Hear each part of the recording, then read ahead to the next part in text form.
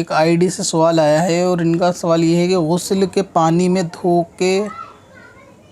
دھوکے سے ہاتھ اگر ڈوب جائے تو اس سے غسل ہو سکتا ہے؟ تو غسل کے پانی یعنی بالٹی میں، غسل کے پانی سے مراد بالٹی میں غسل کی، نہانے سے پہلے دھوکے سے ہاتھ چلا جائے تو اس سے غسل ہو سکتا ہے، جبکہ ہاتھ ڈوبنے سے پہلے ہاتھ دھوئے ہوئے ہوں تب تو غسل ہو جائے گا۔ لیکن اگر ہاتھ ڈوبنے سے پہلے ہاتھ دھوئے نہیں تھے تو پھر اس سے غسل نہیں ہوگا، پہلی صورت۔ دوسری یہ کہ ہاتھ ڈبونے سے پہلے وضو تھا اور پھر ہاتھ ڈوبا، یعنی یہ پاک تھا یا پاک تھی اور پھر ہاتھ ڈوبا، وضو بھی تھا، دھوکے میں ہاتھ ڈوب گیا تو پھر اس سے غسل ہو جائے گا۔ لیکن اگر وضو نہیں تھا یا ناپاک تھا یا تھی لیکن ہاتھ دھلا ہوا نہیں تھا تو ایسی صورت میں ہاتھ ڈوبنے سے اس سے نہیں ہوگا غسل۔